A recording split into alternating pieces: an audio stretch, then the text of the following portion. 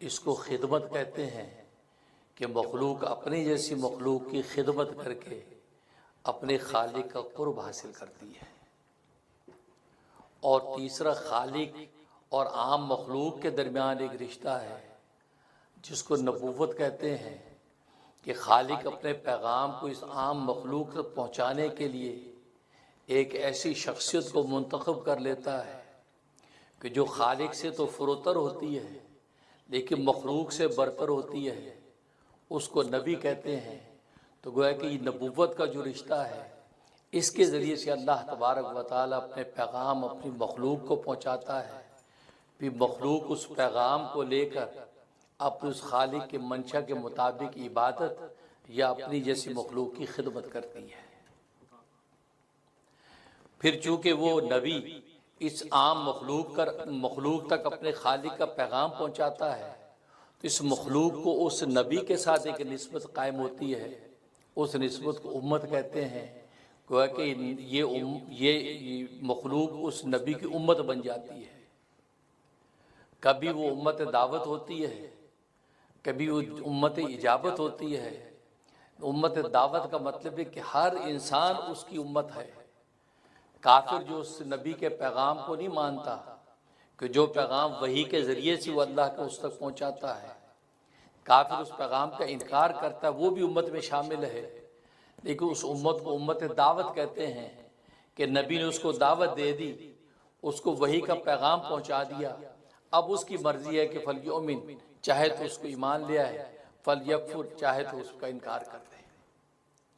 दूसरी उस मखलूक में एक उम्मत में जो उम्मत इजाबत है, जो उस नबी के पैगाम को मान लेती है, उस नबी पर एतमाद करके, क्योंकि उसकी रिसालत और नबूवत पर चूँकि इसने ईमान लाया है, तो वो इस बात को तस्लीम कर लेती है कि आप हमें जो पैगाम पहुँचा रहे हैं ये वाकई वही के ज़रिए से अल्लाह तबारक व तआला ने आपको दिया है कि जो आपने हमें पहुँचाया है, लिहाजा हम अपने अल्लाह के इस हुक्म को पूरा करेंगे। ये उम्मत इजाबत कहलाती है। जैसे तमाम मुसलमान अहले इस्लाम ये सरकार दो आलम मोहम्मद मुस्तफ़ा अहमद मुश्तबा सल्लल्लाहु अलैहि वसल्लम की उम्मत इजाबत है कि उन्होंने आपको नबी माना और आपने जो वही के ज़रिए से पैगाम पहुँचाया आपने उनको तस्लीम कर लिया। लेकिन उसके अलावा जितनी दुनिया के अंदर कुफार और मुशरिकीन हैं, वो भी सरकार दो आलम सल्लल्लाहु अलैहि वसल्लम की उम्मत हैं, लेकिन वो उम्मत दावत हैं कि आपका पैगाम और दावत उन तक पहुंची है, लेकिन उन्होंने उसको तस्लीम नहीं किया है। तो गोया कि ये 5 वो ताल्लुक और रिश्ते हैं जो दुनिया के अंदर मखलूक की तरबियत का जरिया बनते हैं। तो गोया कि अल्लाह तबारक व तआला का अपनी मखलूक के साथ जो रिश्ता और ताल्लुक है वो रबूबियत का रिश्ता है। लिहाजा अल्हम्दुलिल्लाह रब्बिल आलमीन के तमाम तारीफ़ें उस अल्लाह के लिए हैं कि जो सारे के सारे जहानों को पालने वाला, उनकी तरबियत करने वाला है। उनकी ज़ाहिरी तरबियत का भी सरचश्मा है, उनकी बातनी तरबियत का भी सरचश्मा अल्लाह तबारक व तआला की ज़ात आली है। अब जाहिर है कि जो नबूवत वाला रिश्ता है कि एक शख्सियत जब खड़े होकर यह कहती है कि मैं तुम्हारा नबी हूँ, मैं खालिक और आम मखलूक के दरमियान गोया कि एक ब्रिज की हैसियत से हूँ, मैं उस खालिक का पैगाम तुम तक पहुँचाता हूँ। मुझे अल्लाह तबारक व तआला ने यह हैसियत बख्श दी है कि मैं अल्लाह तबारक व तआला की वही को तुम तक पहुँचाऊँ ताकि तुम उस वही के हुक्म पर अमल करो। तो मखलूक के अंदर एक सवाल पैदा होता है कि भाई इतनी मखलूक़ात मौजूद हैं, सारी मखलूक में आप ही को अल्लाह तबारक व तआला ने मुंतखब कर लिया है, इस पर दलील क्या है? आपके पास क्या दलील है कि आप अल्लाह तबारक व तआला के वो बरगुज़ीदा बंदे हैं और इज्तिबा और इस्तिफा के ज़रिए से अल्लाह ने आप ही को इस मकसद के लिए चुन लिया है? फलां को क्यों नहीं चुना, फलां को क्यों नहीं चुना, फलां को क्यों नहीं चुना? जैसे खुद मुशरिकीन मक्का ने ये एतराज़ात किए कि भी अबू जहल जैसा सरदार नबी क्यों नहीं बना, उतबा जैसा सरदार नबी क्यों नहीं बना, शैबा जैसा सरदार नबी क्यों नहीं बना, बड़े बड़े मालदार मुल्क ताइफ के अंदर मौजूद है वो नबी क्यों नहीं बने, एक दुर्रे यतीम को ही नबी बनाना था? भाई क्या दलील है? इसी तरीके से हर दौर के अंदर नबी जब आता रहा तो उस वक़्त की आम मखलूक ने उनसे ये सवाल किया कि आप नबी हैं, आपको ये खुसूसियत हासिल है कि आप खालिक और आम मखलूक के दरमियान एक वास्ता के जरिया बन गए हैं। वहाँ से पैगाम हमें देते हैं और बराह रास्त वहाँ से पैगाम लेते हैं। आपको खुसूसियत किस बिना पे मिली है, दलील क्या है? तो अल्लाह तबारक व तआला नबी को दलील के तौर पर मोजज़ा देता है।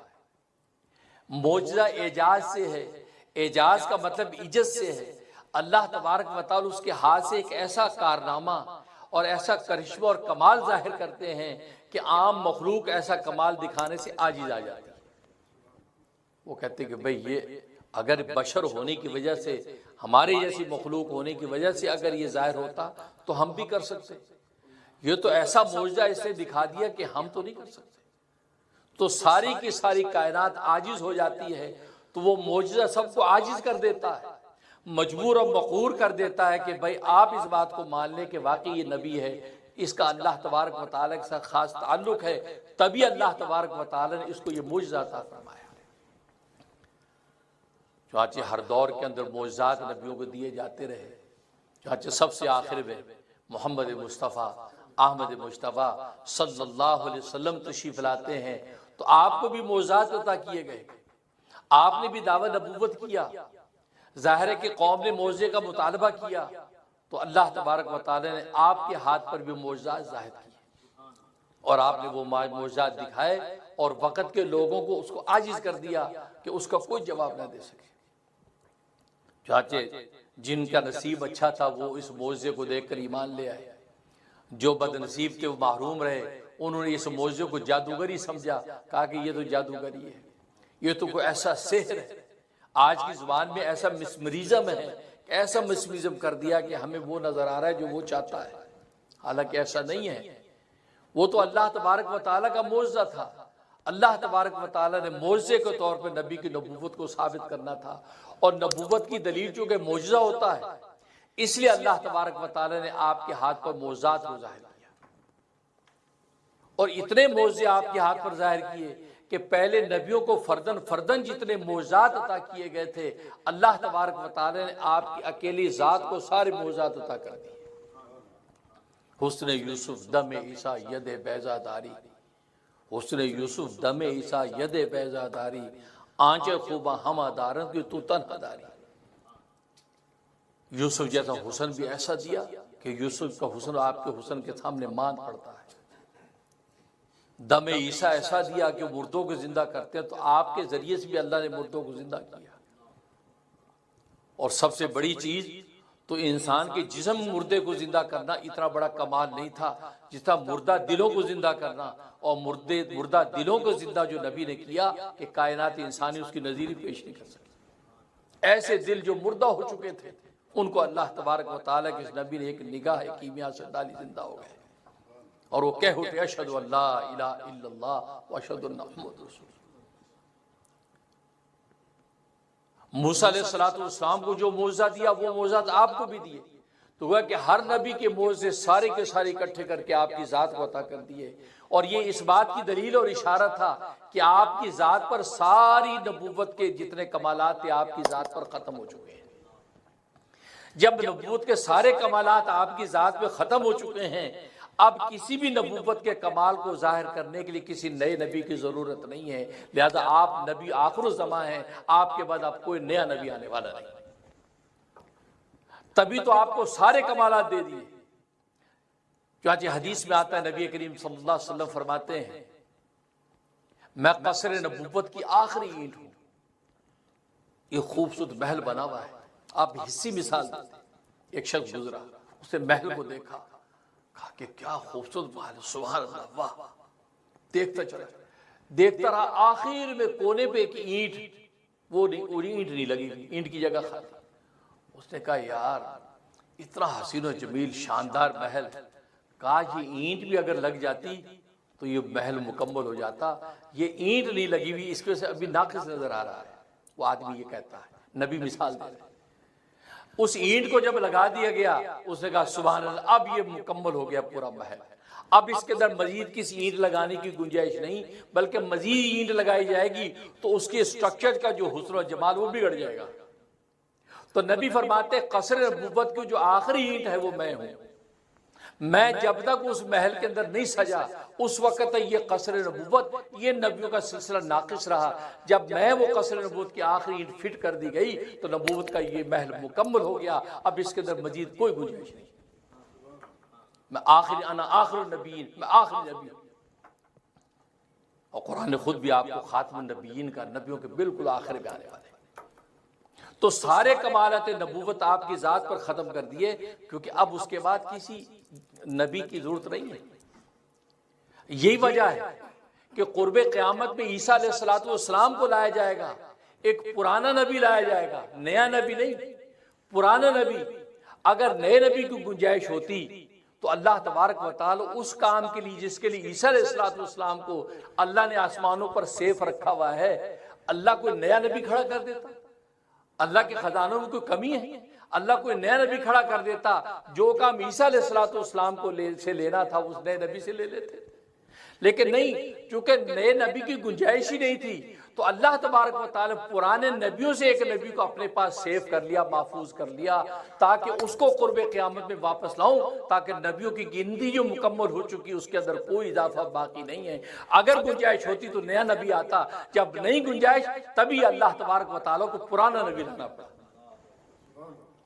इसलिए याद रखो, ईसा अलैहिस्सलाम को दोबारा दुनिया में आना ये खुद खत्म नबूवत की दलील है। आपको बहुत से मनचले क्या, ये कादियानी, मिर्जाई, या आपको ये कहते मिलेंगे अजी नबी आखिरी नबी है हमारे नबी। जी लो, आखिरी, आप तो खुद मानते हैं कि ईसा अलैहिस्सलाम ने आना, आखिरी नबी कहाँ हुए? हुजूर के बाद नबी आ रहे हैं। ये आपको शुबह डालते हैं। इस शुबह का जवाब दे रहा हूँ, शुबह का जवाब दे रहा हूँ कि भाई वो ईसा अलैहिस्सलाम का आना ही तो खत्म नबूवत की दलील है। क्यों? कि अगर नबी पाक पर नबूवत खत्म ना हो चुकी होती और आपके बाद नए नबी की कोई गुंजाइश ना होती, तभी तो ईसा अलैहिस्सलाम पे एक पुराना नबी लाया गया।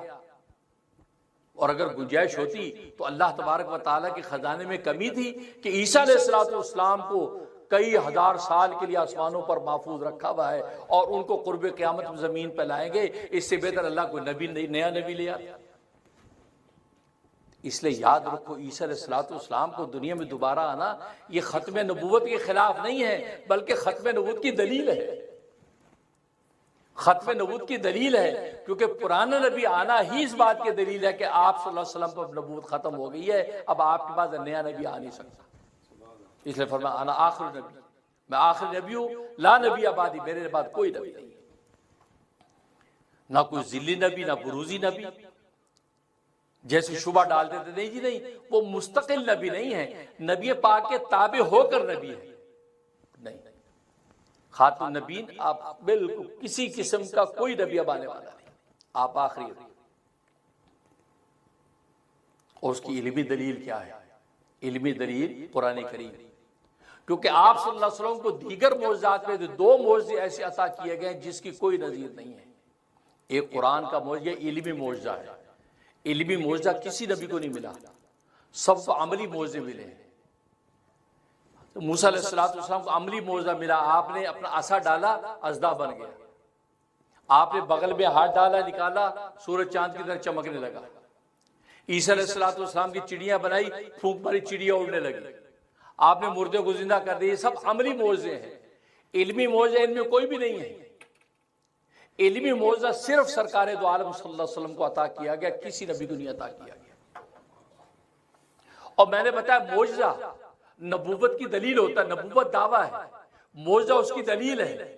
और कुरान करीम का ये इल्मी मौजज़ा ये क़यामत तक बाकी है, आज भी बाकी है, 1400 साल पहले भी बाकी था और आगे क़यामत तक ये कुरान का मौजज़ा बाकी रहेगा। तो जब दलील बाकी है इसका मतलब दावा बाकी है। दलील कुरान करीम था और दावा नबी की नबूवत थी, तो मालूम हुआ कि क़यामत तक नबी की नबूवत जारी रहेगी। क्योंकि जब तक दलील बाकी तो दावा बाकी रहता है। पहले नबियों के जितने ये दलीलें थी यानी मौजज़े थे वो उनके वजूद के साथ दफन हो गए। अमली मौजज़े का ये होता, आमिल जब तक है तो मौजज़ा है, आमिल दुनिया से गया, मौजज़ा साथ चला गया। लेकिन नबी करीम सल्लल्लाहु अलैहि वसल्लम को अल्लाह तबारक व तआला अमली मौजज़ों के साथ ये इल्मी मौजज़ा इसलिए अता फरमाया कि आपकी नबूवत क़यामत तक चलनी है। और इल्म का कमाल ये होता है कि आलिम के दुनिया से जाने के बाद भी इल्म जारी रहता है। इसलिए कुरान खुद मुस्तकिल आपकी खत्म नबूवत की दलील है कि आपके बाद अब किसी नबी की गुंजाइश है। और दूसरा जो बाकमाल मौजज़ा अल्लाह तबारक व तआला ने आपको अता किया, जो अमली मौजज़ों में से है, और ऐसा अमली मौजज़ा कि कायनात अंबिया के अंदर तो उसकी नज़ीर है ही नहीं। आज की साइंस और टेक्नोलॉजी जो आसमान और ज़मीन की कलाबाजियाँ खाने के दावे करती है, साइंस और टेक्नोलॉजी भी इस मौजज़े के सामने आज ही नजर आती है। और वो मौजज़ा इसरा और मेराज का मौजज़ा है। इसरा और मेराज का मौजज़ा है कि सरकार दो आलम सल्लल्लाहु अलैहि वसल्लम मुख्तसर वक़्त में रात के मुख्तसर हिस्से में बैतुल्लाह से बैतुल मक़दस तक जाते हैं, सफ़र करते हैं। बैतुल मक़दस से आलम बाला मकाम अहदियत तक अल्लाह तबारक व तआला के दीदार अपनी सर की आंखों के साथ करते हैं और उन्हीं चंद लम्हों में वापस आ जाते हैं। ये जो जिस्म जान के साथ बेदारी की हालत में आपको ये अमली मौजज़ा दिया गया, इस मौजज़े की कोई नज़ीर नहीं है। ये इसरा और मेराज का मौजज़ा, और मैंने पहले भी बताया था कि इस पर मुस्तशरिकीन ये जो दुश्मनान इस्लाम के जो स्कॉलर्स होते हैं, ये जोर लगाते हैं कि इसका इनकार करो। सबसे ज्यादा जोर उन्हें मेराज के मौजज़े पर लगा। नहीं, ये ख्वाब में सोते हुए गए थे, ये रूहानी तौर पर गए थे, ये फिजिकली इम्पॉसिबल। कैसे चलेगा भाई? फिजिकली कैसे जा सकते हैं? दरमियान में तबका ज़महरीरिया है, तबका नारिया है। फलासफा कहते हैं तबका ज़महरीरिया और नारिया में से जिस्म गुजरे तो गल सड़ जाएगा, दी जा सकते हैं। शुबात पैदा करते हैं। और मैंने अर्ज किया था हमारे मुसलमान स्कॉलर भी बात वो भी इन शुबात का शिकार होकर कहते हैं हाँ ये एक ख्वाब था, असल में आपने सोते में ये सारा नजारा देखा था, आप रूहानी तौर पर गए थे, जिस्मानी तौर पर नहीं गए। सुभान अल्लाह, सुभान अल्लाह। कैसा मुस्तशरिकीन ने दुश्मन इस्लाम ने प्रोपेगेंडा, क्योंकि प्रोपेगेंडा दुनिया में प्रोपेगेंडा गेम चलती है और यहूदो नसारा इस प्रोपेगेंडा गेम में नंबर 1 है। खुद नबी के जमाने में भी ऐसे प्रोपेगेंडे करते थे कि जनाब वो अच्छे भले इंसान का दिमाग घूम जाए, लोग जब उस आगे ना बढ़ सके।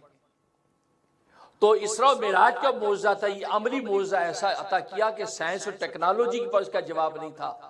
तो अगर इसको आज की दुनिया मान ले तो दुनिया सारी मुसलमान हो जाए कि यार उनका नबी, उसके नबी के सामने साइंस टेक्नोलॉजी कुछ भी नहीं। जिस साइंस टेक्नोलॉजी पे हम बड़ा मान करते हैं, इतने इतने रॉकेट बनाते हैं, इतनी चांद गाड़ियां बनाते हैं, फिर बंदा जाकर चांद पर जाता और चांद तो ये खड़ा, और ये तो सातों आसमान, उनका फासला कितना पता है? जमीन से आसमान तक का फासला कितना है? अबू हुरैरा रज़ी अल्लाह तआला की रिवायत है, फरमाते हैं जमीन से आसमान तक का फासला 500 साल की मुसाफिर है। 500 साल तक एक मुसाफिर सफर करता रहे, वो पहुंचेगा पहले आसमान पे। फिर पहला आसमान 500 साल की मुसाफिर जितना मोटा है वो अबूर करेगा। फिर पहले आसमान से दूसरे आसमान तक का फासला 500 साल की मुसाफिर है। फिर दूसरा आसमान 500 साल की मुसाफिर जितना मोटा है। फिर दूसरे से तीसरे आसमान तक की मुसाफिर 500 साल का सफर है। फिर उसकी मोटाई 500 साल, फिर उससे ऊपर चौथे आसमान तक, पांचवें आसमान तक, छठे आसमान तक, सातवें आसमान तक, ये सब 500 साल की मुसाफिर। और फिर हर आसमान की मोटाई 500 साल, आप कैलकुलेशन करते जाएं। फिर सातवें आसमान से सिदरतुल मुंतहा तक पहुंचने में 500 साल की मुसाफिर है। फिर सिदरतुल मुंतहा की जो मोटाई है वो उसका हुजम वो 500 साल की मुसाफिर है। फिर उससे ऊपर जब जाते हैं मकाम शरीफुल अकाम, जहाँ लौह महफूज, जहाँ कलम लिखते हैं तकदीर के फैसले, जिनकी आवाजें नबी ने खुद सुनी थी, वहां तक पहुंचने पर 500 साल की मुसाफिर। फिर उसकी मोटाई का हुजम 500 साल की मुसाफिर। उसके बाद फिर अर्शे इलाही तक पहुंचने में 500 साल की मुसाफिर।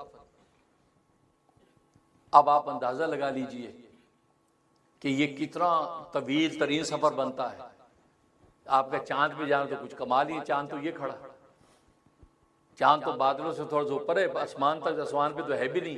ये तो हम वैसे कहते थे आसमान पे चांद, वो तो ऊंची चीज को आसमान कह देते हैं ना, चांद तो बहुत नीचे है। तो ये साइंस कहती है हम चांद पे पहुंच के अपनी ये सलाहियत और फख्र कर रहे थे। और नबी का ये मौजज़ा अगर मान लिया तो ये हमारी साइंस टेक्नोलॉजी तो जमीन बोस हो जाएगी। ये तो इतना ऊपर होके आया और वापस आ गया, होकर वापस आ गया।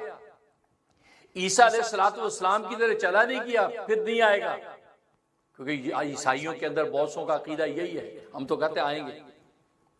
इदरीस अलैहिस्सलाम के लिए की तरह चला गया, चौथे आसमान पे वापस नहीं आएगा, क्योंकि इदरीस अलैहिस्सलाम की कब्ज़े रूह चौथे आसमान पर हुई है और वो भी यहीं से गए। तो जो ये कहते हैं कि यार ये नबी पाक जब आसमानों पर गए तो ये दरमियान में इतने तबका ज़मरीरिया और नारिया आता तो जिस्म गल सड़ जाएगा।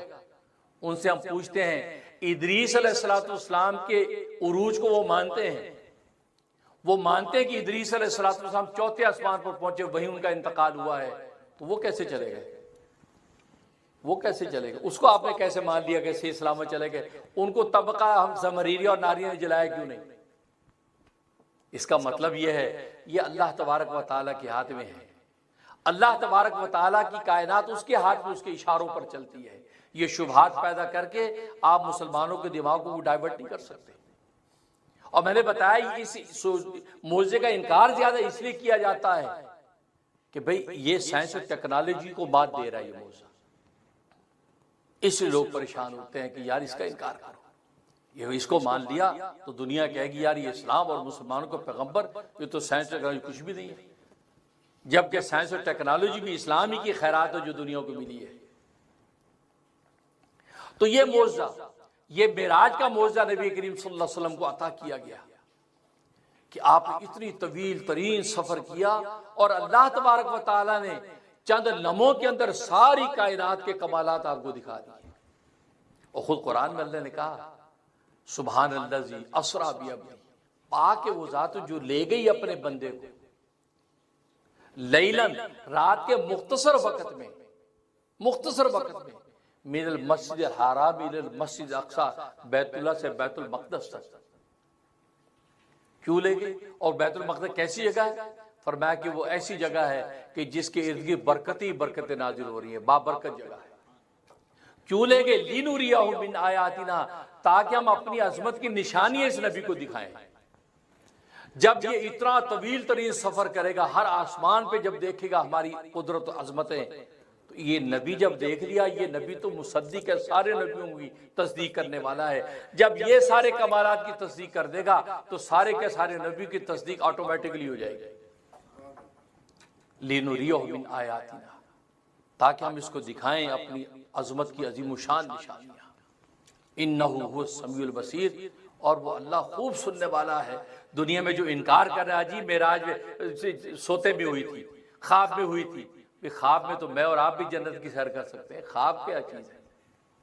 रूहानी तौर पे तो औलिया अल्लाह आज रूहानी तौर पे अर्श के चक्कर लगा के आ जाते हैं, और अगर ख्वाब और रूहानी होता तो मुशरिकीन मक्का को इतना बबेला करने की जरूरत ही नहीं थी। उनको ये पूछने की जरूरत नहीं थी आप बैतुल मक़दस पहुंचे, अच्छा आपने इस रास्ते से गए, तो बताओ हमारा कौन सा काफिला, जो हमारा वो सफर का काफिला, वो बैतुल मक़दस के शाम के किस रास्ते पर था? फिर बैतुल मक़दस की मस्जिद देखी तुमने, उसके अंदर जो उसकी खिड़कियां कितनी थी, उसके दरवाजे कितने थे? ये सवालात क्यों किए? तभी तो किए कि फिजिकली का दावा था कि फिजिकली मैं होकर आया हूं इसी जिस्म जान के साथ, तभी तो शोर भी जाता है। तो अल्लाह ने अजमत की निशानी दिखाई। तो ये ऐसा अजीम शान मौजा इसरा और मेराज का, और ये 27 रजब की जो तारीख आ रही है, 27 रजब की रात को अल्लाह ने ये मौजा अता फरमाया।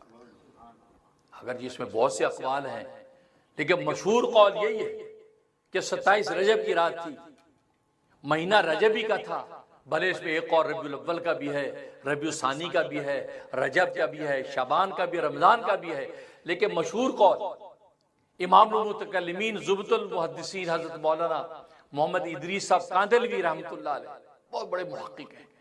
उनकी किताब सीरतुल मुस्तफ़ा सल्लल्लाहु अलैहि वसल्लम ने पूरे अक़वाल की डिटेल लिख कर उन्होंने ये कहा कि मशहूर कौल के मुताबिक जो मैं जिस नतीजे पर पहुंचा तहक़ीक़ के, फरमाया कि 27 रजब की रात,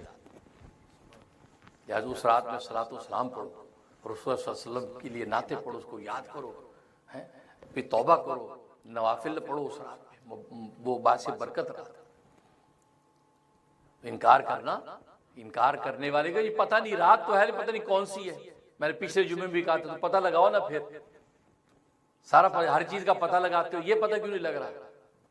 इसलिए मैंने कहा था मुस्तशरिकीन दुश्मनान इस्लाम ने ऐसी लॉबिंग कर रखी है कि बस आपको इस तहकीक पे रोक दिया कि नहीं है, बस ठीक है अच्छी रात है, बस सो जाओ आराम करो, कुछ नहीं है। नहीं, इतनी अजीम शान रात जिसके अंदर ऐसे ऐसे कमाल, इस नौयत से तो ऐसी रात कोई रात ही नहीं है।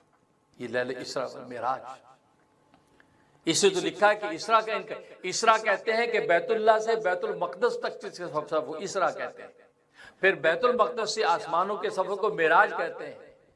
और इसरा का जिक्र तो खुद नस्से कुरान के अंदर मौजूद है, लिहाजा इसका इनकार करने वाला काफिर हो जाता है, काफिर हो जाता है। नहीं जी नहीं, वो सोते में गए, फिजिकली नहीं गए, इसरा का इनकार करने वाला, इसरा का इनकार करने वाला काफिर,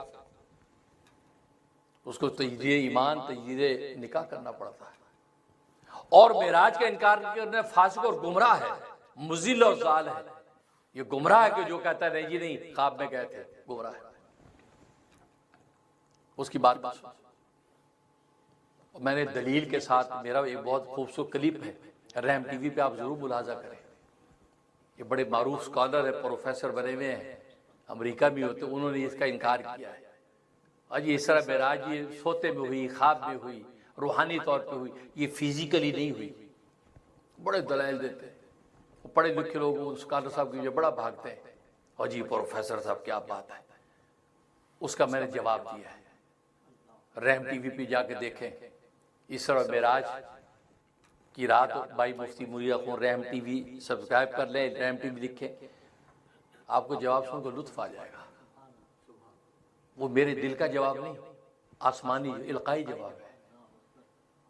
ये डिटेल मैं उसमें बता चुका हूं। अल्लाह तबारक व तआला वो जवाब मुझे अता किया, वो किताबों में नहीं, आज तक उस स्कॉलर जवाब नहीं दे सके। और मुझे कितने डॉक्टर किस्म के लोग जो उनके कायल थे मुझे मिल चुके हैं, कहा मुफ्ती साहब आपकी उस एक क्लिप को सुन के अल्लाह ने हमें हिदायत अता फरमा दी। आप अल्लाह अकबर, आपने जिस अंदाज से प्रोफेसर साहब की पकड़ की है, हम तो हक्का बक्का रह गए कि यार ये आदमी क्या बोल रहा है। मैंने कहा मैं बोल नहीं रहा था, अल्लाह मुझे बुलवा रहा था।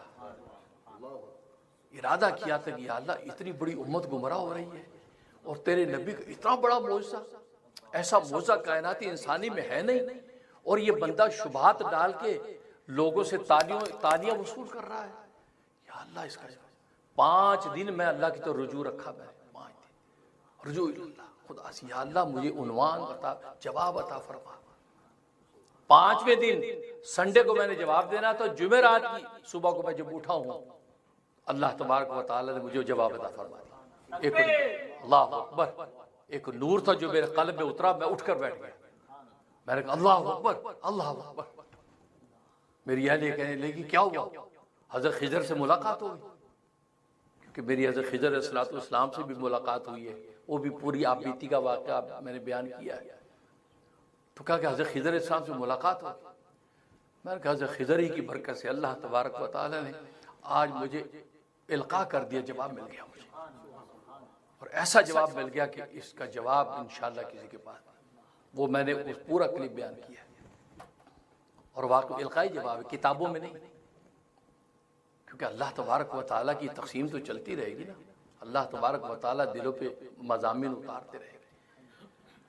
वो ऐसा जवाब अल्लाह तबारक व तआला कर रहा है कि ये इतना अज़ीमुशान मौजज़ा जो मुस्तशरिकीन ने एक अरसे से और उलमाए रब्बानी जवाबात देते चले आ रहे हैं, लेकिन उसका मुंह तोड़ जवाब ऐसा कि उनके पास अब मजीद कोई गुंजाइश बाकी ना रहे।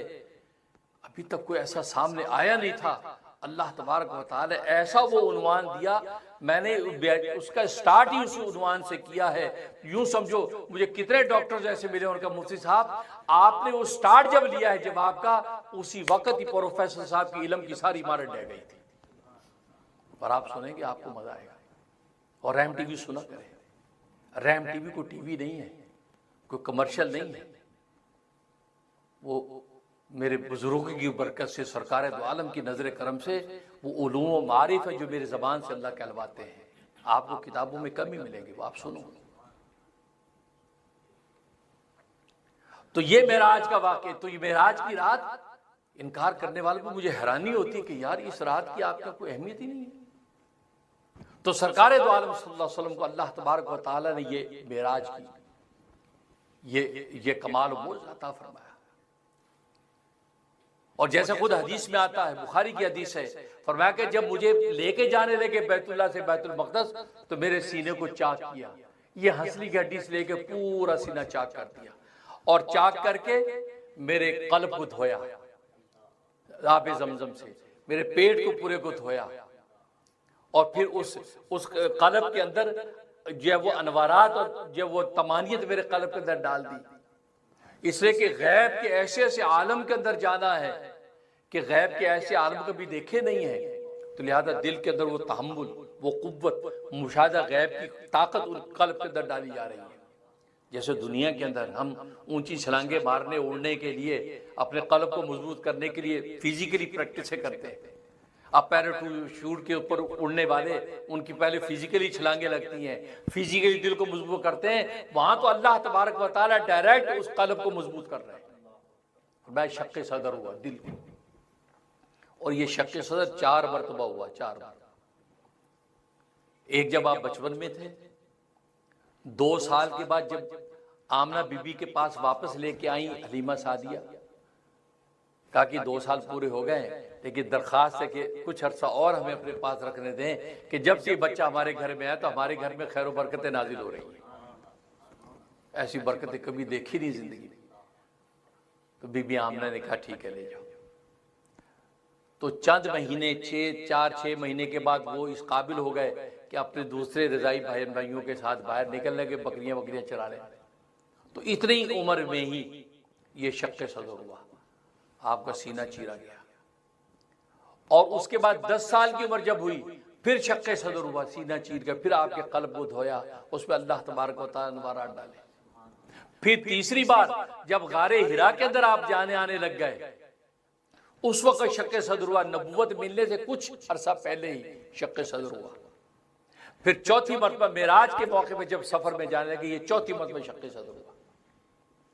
और ये शक्के सदर फिजिकली हुआ। अब मैं अगली जो बात कहना चाहता हूं, ये कहना चाहता हूं, मुस्तशरिकीन ने इस बात पर जोर लगाया, यहूद और नसारा ने इस बात पर जोर लगाया कि ये फिजिकली शक्के सदर नहीं हुआ, ये रूहानी तौर पर हुआ। यानी शक्के सदर यानी सीना चीरने का मतलब ये कि आपको अल्लाह ने शरह सदर अता फरमाया, हिदायत और इस्लाम का शरह सदर नसीब फरमाया। आपको 3-4 मरलों में शरह सदर कलब का अता किया गया। ये नहीं कि बाकायदा आपका ऑपरेशन किया गया, सर्जरी की गई, सीना चीर के दिल को, नहीं, ये नहीं किया। इस पर जोर लगाते हैं। और हमारे बहुत से स्कॉलर जो मगरब से मुतासर होते हैं कहते हाँ बात तो सही है, सर्जरी ने तो तरक्की आज की है, सर्जरी ने तो आज तरक्की की है कि वो सीना चीर के दिल की जब वो ऑपरेशन किया जाता है। उस वक्त तो कुछ भी नहीं था। ये कैसे पॉसिबल है कि उस वक्त के अंदर ये सीना चीर के सारा हुआ? हाँ, ये रूहानी तौर पर शरह सदर नसीब हुआ। बात आ गई ना वही जो मैंने कही कि जहां इनकी साइंस और टेक्नोलॉजी जमीन बोस होती है, उसी मौजे का इनकार सबसे ज्यादा करते हैं।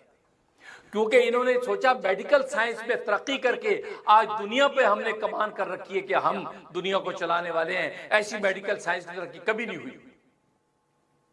और अगर नबी का ये मौजज़ा मान लें कि नबी की फिजिकली वो काट के उसके बाद दिल निकाल के सारी प्रोसेस हुए हैं, तो इनकी साइंस टेक्नोलॉजी जो आज सर्जरी का दावा कर रहे हैं उसकी हैसियत क्या रह जाती है?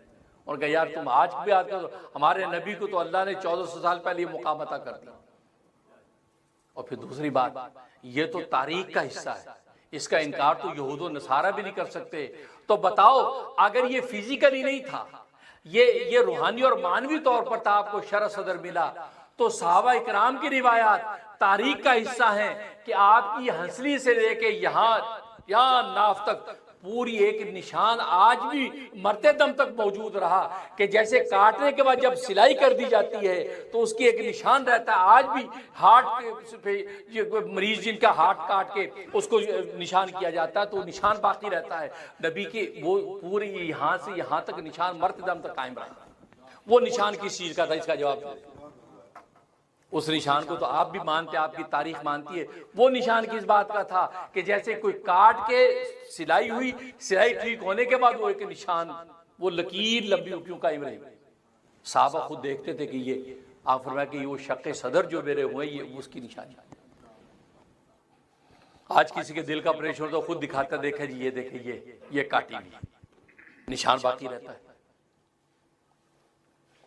तो मालूम ये हुआ कि जहां इनकी साइंस और टेक्नोलॉजी पर चोट पड़ती है उस मौजे को और पीछे लग जाते हैं। जी नहीं जी क्या मजाक कर रहे हैं यार, उस वक्त कुछ भी नहीं था, आज तरक्की हुई। नहीं, अगर ये बात है फिर हज़रत सुलेमान अलैहिस्सलाम के तख्त का भी इनकार करो। तुम्हारा जहाज तो आज उड़ने लगा, उनका तख्त कैसे उड़ गया? उस तख्त को तो खुद भी मानते हो, और ये यहूदी तो उनको वक्त का बादशाह मानते, नबी नहीं मानते। हम जैसे वो कहते ऐसा वक्त का बादशाह जो हज़रत दाऊद नबी उसका बेटा, उसके तख्ते शेख तो यहूद भी मानते हैं। वो तख्त कैसे उड़ता था भाई? जहाज तो आज अमेरिका ने बनाया, फोर्ड कंपनी ने जहाज बनाया, आज बना, वो तख्त कैसे उड़ रहा था? तो अपना कहते कि बीटा बीटा हप हप कड़वा कड़वा थू थू, ऐसा नहीं होगा। मुसलमान साहिब इल्म में बेदार है कि उलमा रब्बानीन के पास जवाब है हर चीज का। तो आपका ये फिजिकली और ये चार क्यों हुए, ये इसकी वजह आज बताता हूं। सबसे पहले बचपन के अंदर जो आपका शक्के सदर हुआ और दिल निकाला, तो आपको पता है कि बचपन के अंदर इंसान के अंदर एक खास किस्म की गफलत होती है, और शैतान का एक हिस्सा होता है जिस गफलत से शैतान फायदा उठा के बचपन से ही बच्चे को उल्टी सीधी हरकत में लगाता है, और बच्चा वो चीजें करता है कि जो उसको पता भी नहीं, अच्छी बुरी चीजों में घुसता है, एक खास गफलत।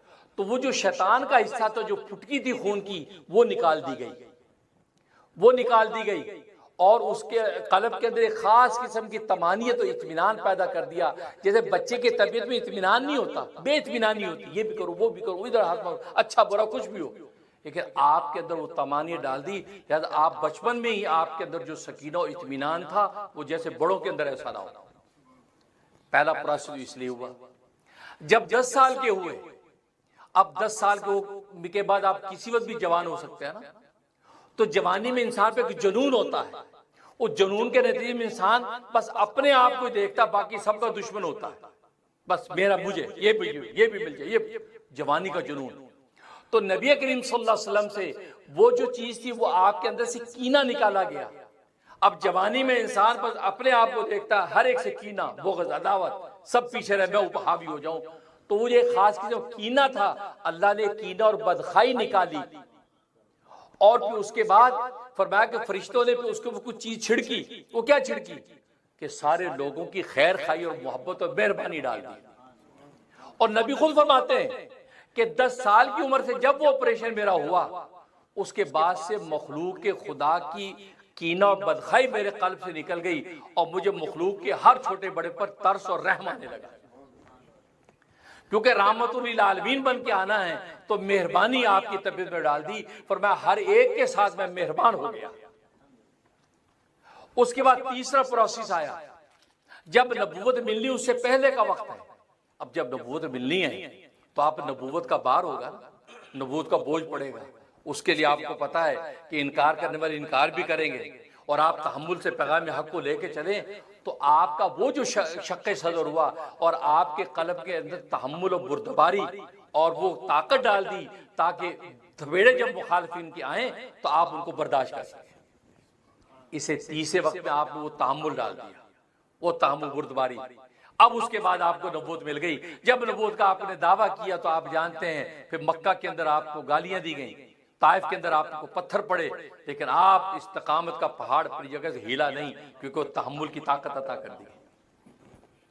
फिर उसके बाद चौथा जो शक्के सदर हुआ इस मेराज के मौका पर, क्योंकि मेराज के अंदर आपने आलम गैब के नजारे करने हैं, यहां तक कि खुद अल्लाह तबारक व तआला से मुलाकात करनी है। और कितनी मेराजें? मैंने बताया 10 मेराजें, 10 मेराजें आपको होनी। कितनी ऊपर से ऊपर, 7 तो आसमानों की, 7 आसमानों की, फिर उसके ऊपर 3 सिदरतुल मुंतहा, मकाम सलीलुल अक़लाम, फिर जो वो मकाम जो वो अर्श बरी तक का। तो गोया कि 10 मेराजें आपको दी करनी थी, और मुख्तसर वक्त में तो आपके कल्ब के अंदर मुशाहदा गैब की ताकत होनी चाहिए ना, इसलिए शक्के सदर हुआ, आपके कल्ब के अंदर वो मुशाहदा गैब की ताकत डाली। फिर मलाइका की दुनिया के अंदर जाना, वहां के नज़ारे करने हैं, उसका तहम्मुल डाला आपके अंदर, तो वो मुशाहदा गैब की ताकत डाली, इसलिए आपका चौथा शक्के सदर हुआ। यानी जो प्रोसेस आज हम ला इलाहा की ज़रबों के साथ अपने दिल के अंदर पैदा करने की कोशिश करते हैं, अल्लाह तबारक व तआला ने बराह रास्त वो ताकतें आपके कल्ब को अता की, यहां तक कि आपने मकाम आदियत तक पहुंचकर अल्लाह से मुलाकात कर ली। तो ये शक्के सदर मैंने बताया, शक्ल फिजिकली हुआ, याद रखो ये नबी का बहुत बड़ा मौजज़ा है, बहुत बड़ा मौजज़ा है। लेकिन मैंने कहा जो मुस्तशरिकीन के शुबहात से मुतासर हमारे स्कॉलर वो कहते हैं नहीं जी फिजिकली नहीं, वो असल एक्चुअली ये हुआ, एक्चुअली दो चुली करने लग जाते हैं। नहीं भाई, आप नबी के मौजों का इनकार नहीं कर सकते, आप गैरों के रेशा दबाने की वजह से नबी की अजमत को कम नहीं कर सकते। तो ये शक्के सदर हुए और आपने मेराज के सफर की तो उरूज किया। इंशाअल्लाह ये सफर जारी रहेगा, आइंदा भी इस पर गुफ्तगू होगी। तो कहने का मतलब ये वो बुनियादी नुकात आप याद रखें, इसको आगे शेयर करें, क्योंकि ये नुकात कहने सुनने को मिलेंगे नहीं, ये वो काम की चीजें हैं। इसलिए कि इल्म इस तरीके से फैलता जब रहता है तो फिर गुमराही के रास्ते ऑटोमेटिकली बंद होते हैं। फिर क्योंकि आज सोशल मीडिया है और सोशल मीडिया का मर्ज ये है कि वो उसके अंदर जो देखा सुन लिया, लोग इंप्रेस हो गए। नहीं, मैंने पहले भी बताया कि ऐसे इंप्रेस ना हुआ करो। सोशल मीडिया के ऊपर मैंने बताया कि जो स्कॉलर सूफिया और फुकहा यानी तसव्वुफ और फिका पर एतराज करे और सिर्फ तसव्वुफ फिका का इनकार करे, समझ लो ये आदमी गुमराह, ये हमारे काम का नहीं है। और आपको खूबसूरत नारा दे कुरान और हदीस। जी देखिए जी, कुरान और हदीस के अलावा फिका क्या होती है? कुछ नहीं होती। तसव्वुफ क्या होता है? ये गुमराही। फिर बस ये बातें करे, आप समझ ये खूबसूरत नारा दिखा कि हमें जाल में फंसा रहा है। इसलिए कि फिका और तसव्वुफ तो ये वो रेल की दो पटड़ियां हैं जिसके ऊपर कुरान सुन्नत की गाड़ी चलती है। अगर इसको हटा दे तो गाड़ी चल ही नहीं पाएगी, गाड़ी आपकी चल ही नहीं पाएगी। यही तो कमाल है फिका का और तसव्वुफ का। ये तो जाहिर बातिन की पाकी आपको ये दो चीजें अता करती हैं। जब ये दोनों पटड़ियां सालिम होती है तो कुरान सुन्नत की गाड़ी उस पर चलती है। ये मैं मियार बताया करता हूं। और दूसरा मैंने बताया कि जो शबरात और शबे मेराज का इनकार करे, जी वो रात बात कुछ नहीं है, वो पता नहीं कौन सी रात है, क्या कौन सी रात है, मैंने पहले भी कहा, तो पता लगाओ ना कौन सी रात है। फिर हर बात में तहकीक मुहक्किक बन के बैठ गए आप। ये नहीं कहा जी पता नहीं बहुत से अकवाल हैं, 13-14 अकवाल है, पता नहीं कौन सी रात है। आप ये कह दे उम्मत को 13-14 रातों में इबादत करो। अगर 13 अकवाल हैं, पता नहीं ये रात है, ये सारियों में कर लो, कोई तो होगी ना। जैसे लैलतुल कदर में आप करते हैं कि ये पता नहीं कौन सी है, ये सारी ताकरातों में कर लो, मिल जाएगी। ये करते हो ना, वहां क्यों नहीं आप ये कहते कि यार पता नहीं कौन सी रात है, चलो दफा करो, रहने दो, सोते हैं। आप सारी जाग पूरे 10 दिन ही जागते हो, यार जो भी मिल तो जाएगी। तो ये 13 अकवाल इसके हैं। उन अकवाल में आपको अगर शुबा है तो आप सारे 13 के 13 रातों में इबादत करो। आप शबान में भी करो, रजब में भी करो, रबीउल अव्वल में भी करो, जो जो अकवाल है। लेकिन आप ये दुम दबा के जो भागते हैं, आज ये पता नहीं कौन सी रात है, ऐसे मेराज की कोई अहमियत नहीं है, छोड़ो कुछ नहीं होता। इसका मतलब है आप मुस्तशरिकीन जो थे उनकी जो है वो शुबे का शिकार हो गए, मगरबी वैश्विक वर्ल्ड के शुबे का शिकार हो गए कि उनको पता है इस रात की असमत मान ली तो हमारी साइंस टेक्नोलॉजी फेल हो जाएगी। इस नुक्ते को याद रखो। अल्लाह से दुआ है कि अल्लाह तबारक व तआला इस रात की बरकत से, इस रजब के महीने में हमें अल्लाह बरकत अता फरमाए, और फिर इसी तरीके से आगे शबे बरात आएगी उसकी बरकत अता फरमाए, फिर आगे लैलुल कदर। तो सुभान अल्लाह, अल्लाह से दुआ है कि अल्लाह तबारक व तआला अमल करने की तौफीक अता फरमाए। व आखिरु दावाना अल्हम्दुलिल्लाहि रब्बिल आलमीन। आज का खुतबा स्पॉन्सर किया है ये पेंसिल्वेनिया से यासिर ज़हूर और उनके साहिबजादे और उनकी फैमिली ने। हम यासिर ज़हूर साहब के लिए दुआ गो हैं कि अल्लाह तबारक व तआला उनको ज़ाहिरी बातिनी दौलतों से माला माल फरमाए, आमीन या रब्बल आलमीन। और बाकी सारे अहले इस्लाम के लिए दुआ गो हैं कि आपको तो मौसम की तब्दीलियों की वजह से बहुत से बेचारे बहन भाई बीमार हो रहे हैं, नज़ला, खांसी, उल्टा सीधा। फिर लोग कहते हैं जी कोरोना वायरस भी भेस बदल के आ गया है, यानी ये जालिम जान नहीं छोड़ेगा, बिजनेस चल पड़ा, आप ये फंसे रहो कि जी भेस बदल के आ गया है। भाई वो तो खत्म हो गया। नहीं, अब उसकी शक्ल बदल ली। ये शक्ल बदल के जालिम भी आया जा रहा है। इसलिए भाई अल्लाह इस कमबख्त से बचाए सबको। मैं भी आज को थोड़ा सा जो है वो इस नज़ला ज़ुकाम का शिकार हूँ, आप महसूस कर रहे होंगे, तो मेरे लिए भी दुआ करें अल्लाह तबारक व तआला मुझे हिम्मत सेहत और क़ुव्वत अता फरमाए। इस चक्कर में मेरे पिछले 2-3 हफ्ते के प्रोग्राम सारे जो वो मिस हो गए, और मुझे अंदाज़ा होता है कि वाकई सेहत बड़ी नेमत है। इतना बड़ा दीन का ज़ख़ीरा जो मुझे बयान करना है 3 हफ्ते से जब उसका नागा हो रहा है। दुख होता है इस बात का कि वो पैगाम आगे तक पहुँचे तो मेरे लिए सदका जारिया बने।